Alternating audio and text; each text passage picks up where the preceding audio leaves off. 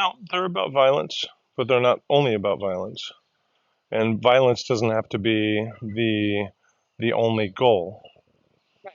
right? But I would say in general, my understanding after all these years is Hmm. that we're not learning how to attack someone, but rather to be able to Right. Well, that's why defend we call it against something. self-defense, because the idea is that I'm not going to be starting something.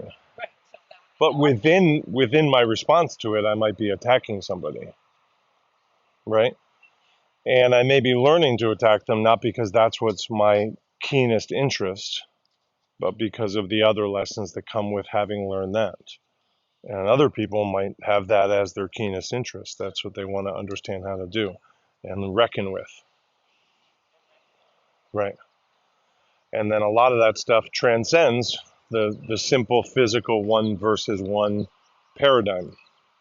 And they get into having a conflict on the road with somebody and having an argument with a spouse and having difficulty with a screw that won't go in even though you know you have the right screwdriver or whatever it might be, you know.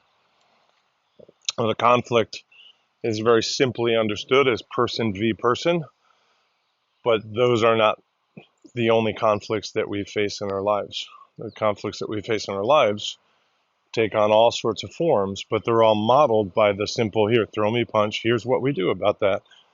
And I do learn about offensiveness and defensiveness and influencing and receiving offense and giving offense and all the uh, different versions of that. And those include how I can hurt somebody and how fragile I am because I did, in fact, learn how easy it is to hurt somebody. Right. Right. Um, so I think very few people go into pottery wanting to learn about a pottery wheel. But if they stay with pottery, they learn about the wheel and they learn about the riverbed where the clay comes from, and they learn about the glazes, even if it's not their interest, and they learn about sales or promotion or I don't know, all the other things that would go around with that, even though really they had this very simple idea when they started, they wanted to learn this. And so different people in a, let's say, a pottery class can be uh, very interested and engaged in certain parts of it. And then when you shift to the next phase of the pottery, after you wedge it and you bisque fire it, then different people are more interested in that part.